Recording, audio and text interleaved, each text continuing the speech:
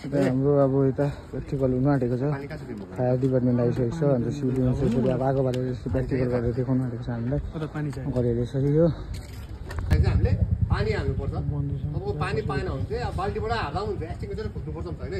बाल्टीबाट ल्याएर पानी हाल्दा पनि हुन्छ अब तपाईँको छ भने चाहिँ हामीले यो एक्सटिङ्ग्विसर हामी चलाउन सक्छौँ यो क्लास ए लेखेको छ अब तपाईँको ओइल फायर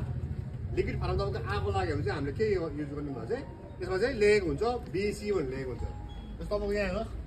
यहाँ एबिसी लेखेको छ यो ए भनेको सोलिड फायर बी भनेको लिक्विड सी भनेको ग्यास फायर तिनटै फायरमा चाहिँ हामीले युज गर्न सक्छौँ भनेको नि त तर यसमा बिसी पनि लेखेको हुन्छ त्यो चाहिँ लिक्विड फायरको लागि जस्तो हाम्रो यहाँ लिक्विड फायरको लागि यस्तो छ यस्तो एस्टिमेट तपाईँले पाउनुहुन्छ बिसी लेखेको पनि यो तपाईँको एबिसी यो चाहिँ सोलिड लिक्विड ग्यास सबै फायरमा यो युज गर्न सक्नुहुन्छ तपाईँले त्यो युनिभर्सल हो तपाईँको इलेक्ट्रिक फायरमा पनि तपाईँले काम गर्छ तपाईँको अर्को हेर्नुहोस् त्यहाँनिर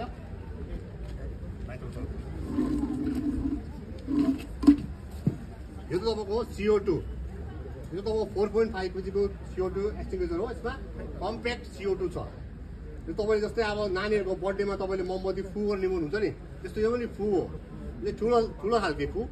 खोल्यो भने तपाईँको त्यहाँबाट CO2 निक्लिन्छ यसले अक्सिजनलाई चाहिँ त्यहाँबाट रिमुभ गरेर चाहिँ यसले आगो लिभाउँछ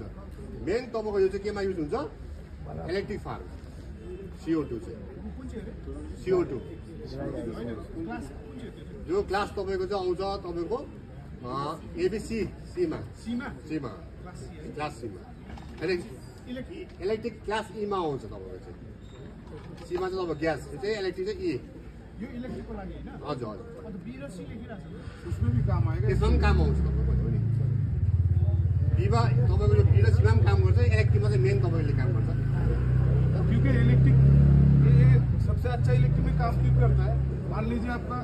10 लाख 20 लाख वाला कोई इक्विपमेंट मान लीजिए और आपने वो क्या पाउडर वाला चार्ज किया मान लीजिए कोई हॉस्पिटल में 1 करोड़ वाला कोई मशीन है आपने वो पाउडर वाला चार्ज कर दिया तो उसमें मशीन में पाउडर घुस सकता है तो मशीन को खराब कर सकता है ना तो ये कोई चलाने के बाद कोई रेसिड्यू नहीं छोड़ता क्योंकि गैस है आग बुझाने के बाद गैस ऑटोमेटिक हवा में मिल जाता है तो इक्विपमेंट भी सेफ रहता है और काम भी आपका फायर भी बुझ जाता है तो इलेक्ट्रिक फायर में सबसे ज्यादा इसको प्रेफर करते हैं लेकिन आप वो पाउडर वाला भी चला सकते हैं कोई इशू नहीं है तपाईँको चाहिँ फेरि एउटा डिसएडभान्टेज तपाईँको के छ भने चाहिँ तपाईँ क्लोज रुममा खिड्की दैलो बन्द भएको रुममा तपाईँले चलाउनु भयो भने चाहिँ यो CO2 हो तपाईँको यो कुरा चलाउनु तपाईँ चाहिँ अक्सिजन तपाईँको चाहिँ त्यहाँबाट हाम्रो कम्ती हुन्छ त्यहाँ तपाईँले खिड्कीहरू खोल्नु पर्यो चलाएपछि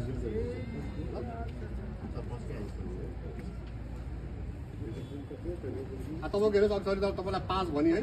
पुल द पिन होइन यसको पहिला यहाँ सेफ्टी छ यो सेफ्टी पिन निकालेर अलिक इधर एक मार्किंग है देखिए अभी ग्रीन में है दिख रहा है अभी ग्रीन में है मतलब ये यूजेबल है अभी काम कर सकते हैं उसको अगर रेड में हो गया तो इसको नहीं काम कर सकते यसलाई पिनलाई पुल गर्नुहोस् तपाईँले यसलाई निकाल्नुहोस् होइन त्यसको बादमा यो PVC क्ल्याम्प हुन्छ निकाल्नुहोस् तपाईँले एउटा एम गर्नुहोस् फारमा अब हामीले चाहिँ यहाँ छ यहाँ मुनि चाहिँ आगो लागेको छ अब आगो यहाँ हाल्छ हामी मुनि नै हाल्नुपर्छ बेसमा नै यहाँ चाहिँ तपाईँले हाल्नुभयो यसमा थिच्नु पऱ्यो यहाँ तपाईँको प्लन्जर छ यहाँनिर यो प्लन्जरलाई तपाईँले थिच्नुभयो भने चाहिँ यहाँबाट हाम्रो पाउडर निक्लिन्छ तपाईँको यहाँ तपाईँले चाहिँ यसलाई चाहिँ यसरी तपाईँले चाहिँ हलाउँदै यसरी हाल्नु पर्ने ल आगोबाट कोई आइए एक बार माथि पत्तामा प्रेस करेंगे ना थोड़ा आवाज ना प्रेस नहीं आएगा थोड़ा त्यो हावाको डाइरेक्सन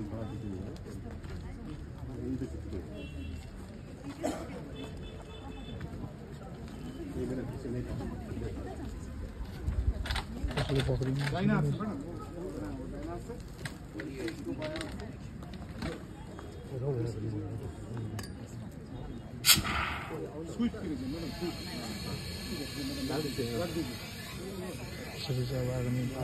और कोई नेक्स्ट टन्डस्टन गर्दै सिकाउँदैछ आगो कसरी निभाउनु भनेर फेरि यता आगो निभाउनु कसरी भनेर सिकाउँदैछ अब CO2 हेर्नुहोस् CO2 कसरी निभाउँछ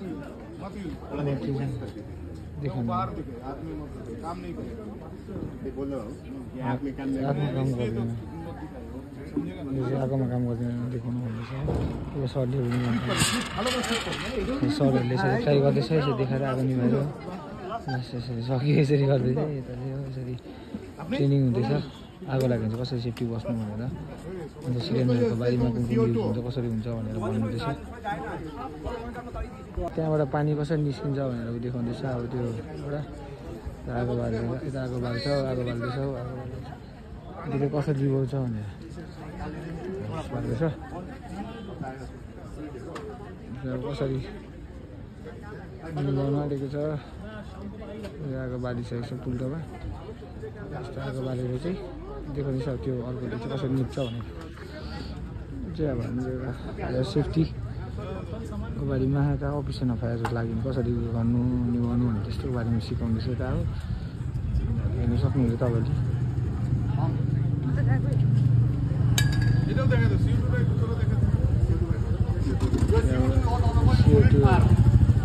आगो निप्छ फेरि जलिहाल्छ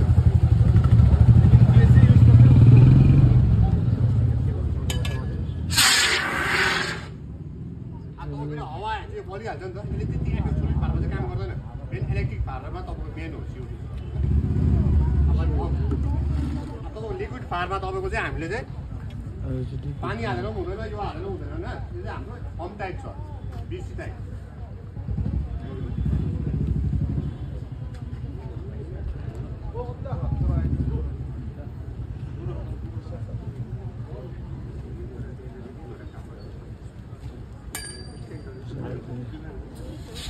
कसरी निभाउँछ भने चाहिँ निभाउँदो रहेछ यसरी निभाउनु कसरी निभाउँदो रहेछ त्यसले देखिहाल्नु होला यस्तो हुँदो रहेछ माथि माथि तपाईँको तेलमा आगो लागेको हुन्छ नि त होइन पानी हाल्यो भने त पानी मुनि गइहाल्छ तर फम चाहिँ तपाईँको माथि माथि बसेर चाहिँ अक्सिजन कटअप गरेर चाहिँ आगो निभाउँछ होम टाइप चाहिँ तपाईँको मेन हुन्छ